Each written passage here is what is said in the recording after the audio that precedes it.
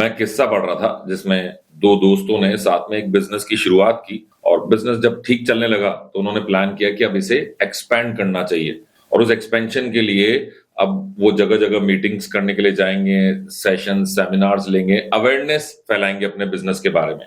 अब उन दोनों दोस्तों में से एक जो था वो बड़ी तैयारी से कोई भी काम करता था।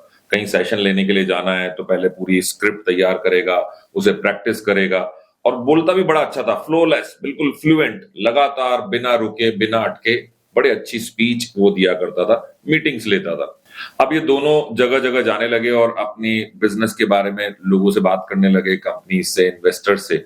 और इस दौरान वो जो पहला दोस्त था जो फ्लुएंट बोलता था वो हमेशा प्रेजेंटेशन देता। अब सब कुछ ठीक चलता रहा, लेकिन एक दिन जब ये कहीं प्रेजेंटेशन देने के लिए गए तो जो तैयारी इसने की थी वहां जाके वो टॉपिक कुछ और बदल गया। मतलब डिस्कशन के दौरान किसी और डायरेक्शन में टॉपिक चला गया और ये जो दोस्त बड़ी तैयारी करता था, फ्लुएंटली बोलता था, ये एकदम घबरा गया। अब इसकी तैयारी नहीं है तो इसको लग रहा है कि अब मैं क्या जवाब दूं। इस पर वो जो दूसरा दोस्त था जो कि बड़ा ठहराव के साथ बात करता था, सामने वाले को सुनने के बाद अपना जवाब तैयार करके उसको कम शब्दों में ही लेकिन बड़े ठहराव के साथ दिया करता था, उसने मोर्चा संभाला और वो मीटिंग किसी तरीके से मैनेज हुई।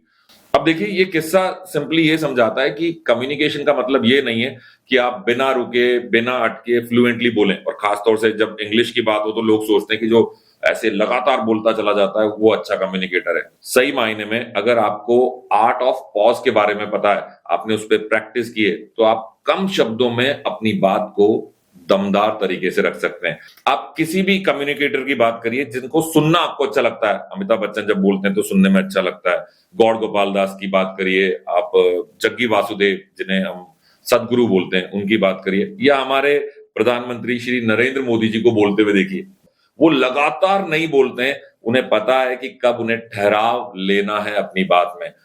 और ये जो कला है जिसमें आप पॉज लेके अपनी बात को रखते हैं, ये सीखी जा सकती है, कोई भी सीख सकता है और एक अच्छा कम्युनिकेटर बन सकता है।